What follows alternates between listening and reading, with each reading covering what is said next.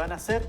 Hasta ayer se estaba al compás de espera de su funcionamiento y partió ayer. Y precisamente queremos conversar de este tema con uno de los integrantes de esta comisión. Estamos en línea a esta hora con el abogado Juan Pablo Leonelli, y quien es integrante de esta Comisión para la Paz y el Entendimiento. Un gusto saludarlo, Juan Pablo. Gracias por este contacto. ¿Cómo está? Buenas tardes, bienvenido. Hola Miguel Ángel, ¿cómo estás? Buenas tardes. Bueno, mire, anoche en el programa Visión Nocturna tuvimos una integrante especialista que tiene la calidad de asesor especialista de esta comisión, que algo nos explicó de cómo es el funcionamiento, Ruth Hurtado. ¿Cómo va a funcionar esta comisión de aquí en adelante? ¿Tienen ustedes algún tema de periodicidad? Y también, ¿se van a reunir en Santiago? ¿Se van a reunir en Temuco? ¿Cómo es el sistema que ustedes han acordado? Sí, Miguel Ángel, recordar que el nombramiento es con un decreto presidencial que tiene que ir a tomar razón de Contraloría, y recién hace 2 días atrás tomó razón la Contraloría, por lo tanto ya estamos oficialmente nombrados, y fue por eso que se tomó prácticamente casi 3 semanas o un mes desde que nos nombraron el 21 de junio hasta que esta comisión va a comenzar a funcionar oficialmente. La idea, bueno, en primer lugar comienza el 20, el próximo jueves, en La Moneda, en Santiago. Va a sesionar todos los jueves en la mañana de toda la semana durante 2 años, en el segundo piso de La Moneda, y ahí se van a recibir audiencias públicas, y también se va a recibir a instituciones también que tienen relación con estos temas, como CONADI y otras. Y también nosotros hemos solicitado como comisionados que tengamos un despliegue territorial, porque creemos que la base para lograr buenos acuerdos es escucharlos a todos, y no todos solo en esta región, sino que entendamos la macrozona sur desde la octava hasta la 10ª región, que es donde existen los títulos de merced, que es el tema en disputa, principalmente por la tierra, y también donde hay víctimas de violencia rural. Entonces, va a tener como sesiones oficiales los jueves en la mañana en La Moneda, pero también otros días vamos a intentar y hacer todo lo posible por estar en terreno. Recordemos también que hay 3 parlamentarios en esta comisión, por lo tanto, coordinar los días de sesión no es fácil, porque ellos están en el Congreso de lunes a jueves. Claro, y además hay que entender de que ustedes, esto es ad honorem, es decir, ustedes no reciben pago por esto, y por lo tanto cada uno tiene que cumplir su labor, su trabajo laboral en forma independiente. Claro, sí, es una comisión ad honorem, por lo tanto, todos quienes estamos ahí tenemos nuestro trabajo y tenemos que seguir en ello. Por lo tanto, el tiempo que estamos destinando, que como te digo van a ser 2 años de mucho trabajo, es tiempo que estamos entregando para buscar una solución al conflicto. Ahora, en esa línea, usted lo menciona, ¿cómo se aborda una temática tan relevante para la zona, para la macrozona sur, y tan importante histórica que nos ha mantenido, imagínese, más de un año con un estado de excepción, porque las policías no son capaces de poder controlar hechos de violencia que hasta el momento suma muertos, suma destrucción y naturalmente un desprestigio de esta zona del país, y que además, como me agregan, no bajan, se mantienen, e incluso incrementándose en el grado de violencia que se está advirtiendo? Sí, sí, y lo primero que decir es que es un objetivo bastante ambicioso, porque la comisión se llama de paz y entendimiento, pero también tenemos que entender que para que exista paz tiene que haber seguridad, y también para que exista entendimiento tenemos que dialogar mucho con todos los actores.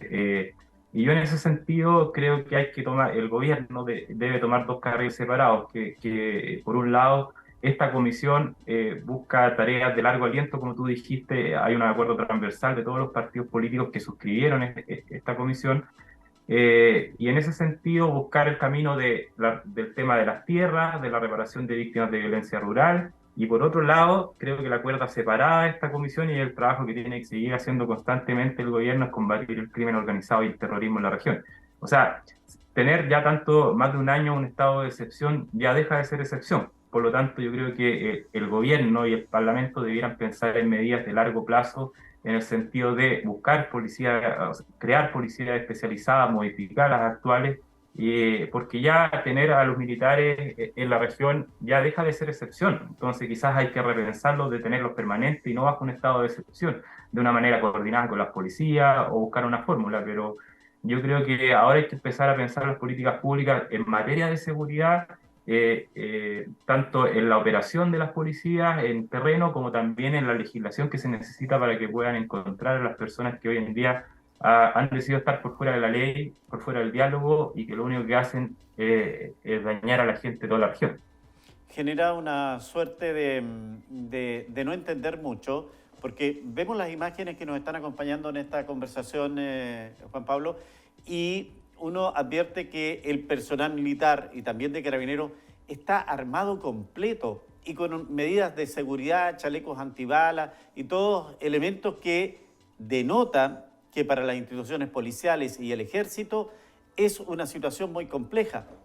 Pero la gente que está en el campo no está en esa misma condición y queda prácticamente a merced de la acción de estas personas, de estos grupos que están actuando y que noche a noche y de tarde en tarde e incluso en mañanas han actuado en diversas partes de la región y de la macrozona sur. Sí, la verdad es que hoy en día vemos como un tema más que nada disuasivo, de que están en algunos puntos de las carreteras, pero no vemos un sistema de inteligencia que se anticipe a los hechos y que por lo tanto ese mismo armamento que tú dices lo puedan utilizar, pero para repeler y para apresar a quienes hoy en día están ejerciendo actos de terrorismo. O sea, mira, incluso ni en las guerras se ataca a los servicios médicos. Eso es algo que nadie lo ha dicho. Y en esta región, recordemos que hace un par de semanas se atacó a servicios médicos que iban a los campos de Curacautín. Y el año pasado en los Sauces ocurrió lo mismo. Por lo tanto, hoy en día los grupos terroristas no están respetando ninguna regla de guerra. Y ahí es donde yo creo que el Estado ha sido débil, porque el Estado debe entender y debe tener un acuerdo transversal en combatir el terrorismo. No puede ser que Chile desde hace 3 años está en el lugar 70 y tanto del ranking de terrorismo mundial y hoy día estamos en el lugar 17. Solo nos supera en Latinoamérica Colombia, que tiene un conflicto de 100 años con las FARC y otras entidades. Entonces, yo creo que no se han tomado decisiones a tiempo y seguimos un poco improvisando. Y ahí yo creo que es clave apurar las leyes que hoy en día están en el Congreso durmiendo por mucho tiempo, que es la modificación a la ley antiterrorista, la ley de inteligencia, la ley de usurpaciones, que también está ahí, y entender que el terrorismo hoy en día es la principal vulneración a los derechos humanos en Chile.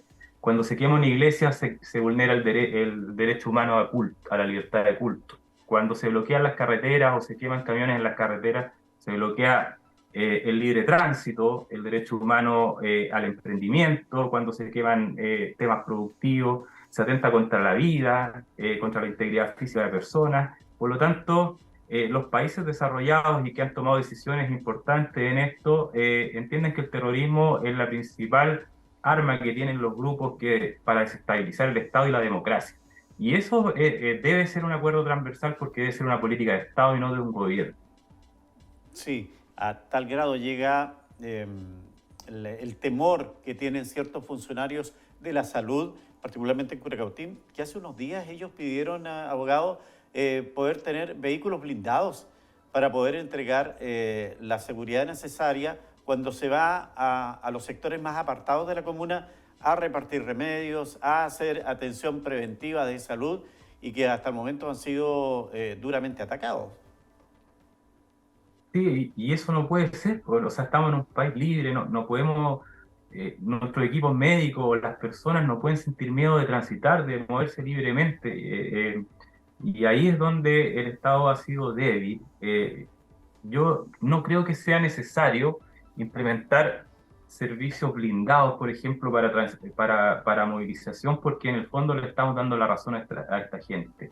Lo que tenemos que hacer es que el Estado entregue la protección para que esta gente hoy en día no esté libremente ejerciendo violencia. Y yo creo que ahí nos hemos perdido un poco en buscar la solución definitiva, tratando de mezclarlo con un conflicto que tiene otras aristas que van relacionadas al diálogo, a las tierras, a una serie de cosas productivas también, por qué no decirlo, pero tomarlo por aristas separadas yo creo que es un tema súper importante.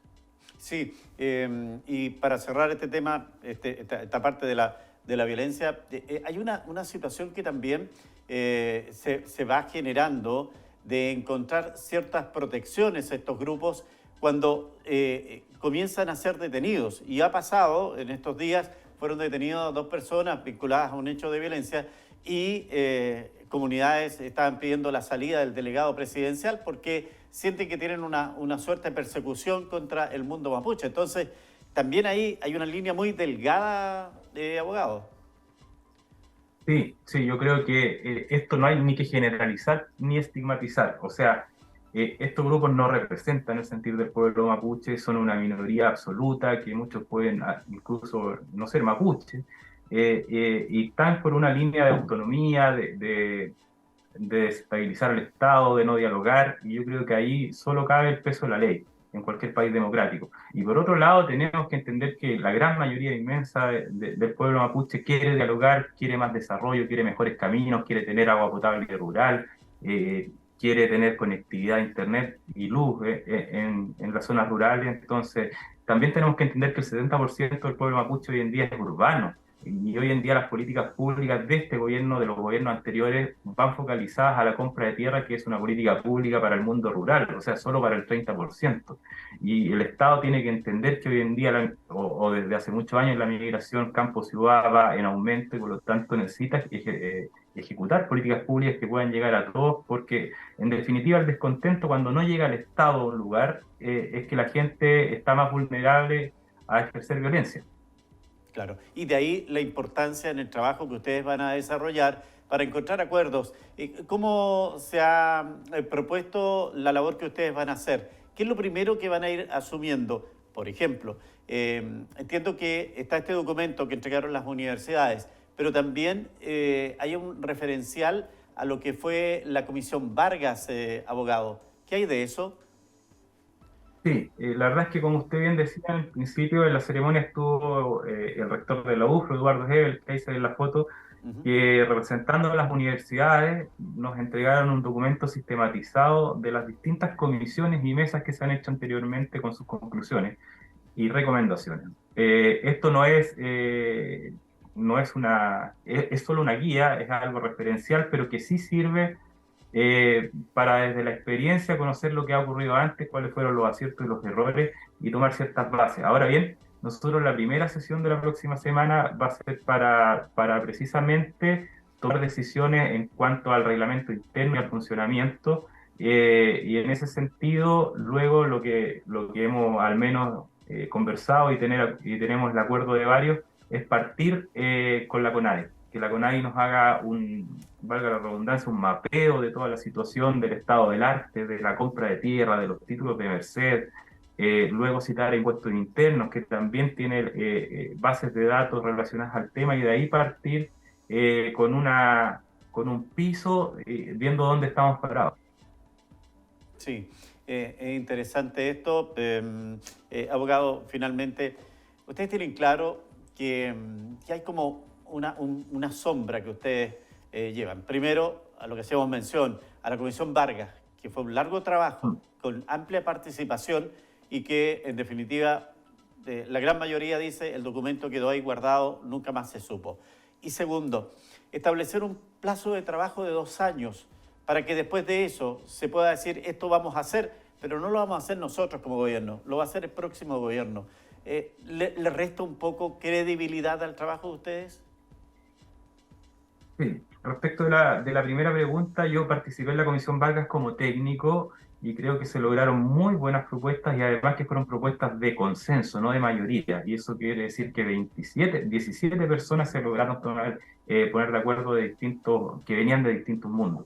Y acá nosotros, emulando un poco eso, hemos llegado a la conclusión que también los 8 que participaban en la mesa vamos a tener que llegar a puras políticas de consenso y no de mayorías porque esto tiene que ser un acuerdo transversal. Y ahí pasando a la segunda pregunta de la duración de esto, es que las conclusiones finales van a estar en 2 años, pero también no hemos puesto una carta GAN de tener ciertos resultados cada cierto tiempo y esperamos de aquí a noviembre tener un primer informe preliminar después de haber escuchado a todos los actores relevantes y eso también nos va a decir cómo seguimos el siguiente año. Y que le corresponda al siguiente gobierno tomar decisiones, yo creo que es una oportunidad para quien sea el próximo gobierno, ya que recordar lo que dijimos al principio, acá hubo un acuerdo transversal de todos los partidos políticos de apoyar esto.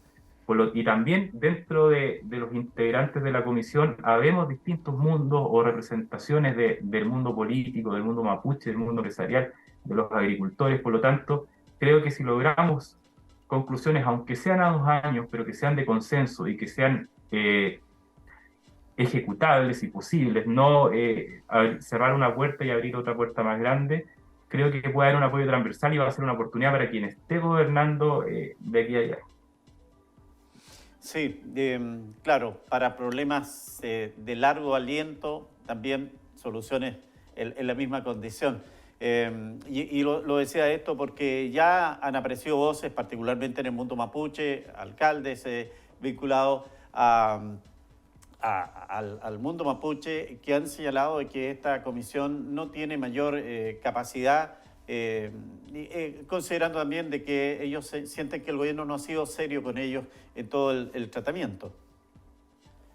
Sí, yo creo que por eso es súper importante atender esas voces, atenderlas en el sentido de escucharlos, si bien no son integrantes de la comisión, hay que hacerlos parte de la solución. Y ahí nosotros estamos abiertos a conversar con todos los alcaldes mapuche, también con los representantes de otras institucionalidades, y abrirnos a escucharlos, pero también a entender su situación y por qué tienen ciertos resquemores o críticas a la comisión y poder llegar a acuerdos. La verdad es que si no logramos un acuerdo transversal y una validación de esta instancia, muy difícil va a ser implementar soluciones que puedan salir de esto. Bueno, nuestros seguidores dejan como comentario, Malky me dice, más de comisiones y de propuestas y soluciones al conflicto, se han sentado a conversar con los grupos más radicales, como la CAM, por ejemplo, se pregunta. Mire, mi visión personal, porque esto todavía no se trata en la comisión, es que no debemos dialogar con terroristas, no se puede dialogar con las armas sobre la mesa, eso es una mala experiencia de muchos países que han tratado de hacerlo. Eh, Quienes deciden tomar las armas hoy en día ejercen violencia política, y la violencia política se llama terrorismo, y el terrorismo se combate con todo el peso de la ley. La experiencia de Colombia, de España con la ETA, de Irlanda con la IRA, con el IRA, ha sido las dos cuerdas separadas que yo le decía en un momento, diálogo con quienes quieren dialogar, con quienes son pacíficos, que es la inmensa mayoría y que puede tener peticiones políticas, peticiones, demandas de emprendimiento, demandas territoriales, pero con quienes decidieron tomar las armas y ejercer violencia contra otros chilenos de su mismo origen o de otro origen, debe caer todo el peso de la ley. Así que yo, dentro de mis principios, está no dialogar con terroristas. Claro, porque Marqui argumenta su pregunta, porque por más partidos políticos, por más mesas que existan, la CAM no le interesa negociar con nadie. Han matado a muchas personas y han quemado colegios, iglesias y también lamentable ataque a la familia Lusinger Macay, dice, en una forma también de señalar de que cómo se enfrenta esa situación, porque por más diálogo, más conversaciones que haya, hay un grupo que está absolutamente más allá de lo que puede hacer una solución.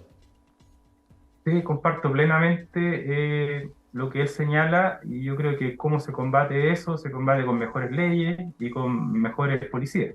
Y en ese sentido es lo que decía en un principio, debemos avanzar hacia una modernización de nuestras policías y de nuestro sistema policial en general. No podemos mantener un estado de excepción casi 2 años porque deja de ser excepción.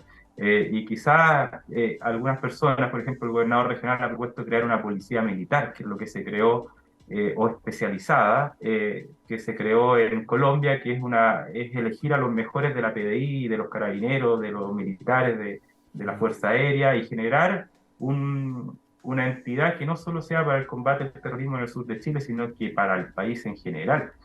para la delincuencia y para el crimen organizado.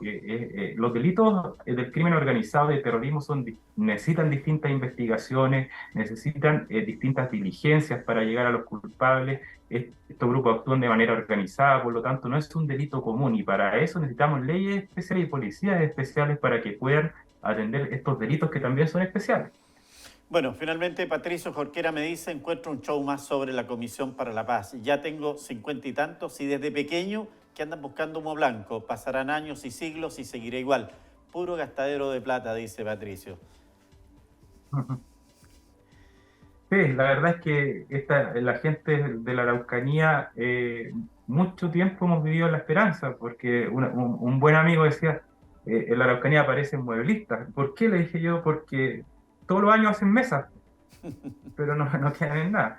Y yo, si decidí sumarme a esto, es porque tengo una convicción de que al menos tenemos que intentarlo.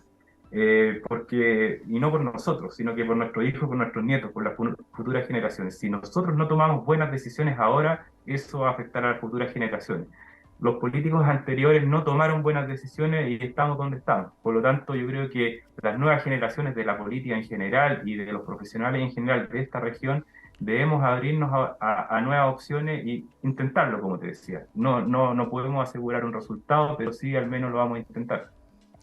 Las herencias son importantes, abogado, y claramente nosotros tenemos que heredar una región mucho mejor que la que encontramos. Así que en ese plano compartimos sus expresiones. El abogado Juan Pablo Lonelli, quien es integrante de esta Comisión de Paz y que esperamos de aquí en adelante tenga ese trabajo que todos esperan y tenga también el buen resultado.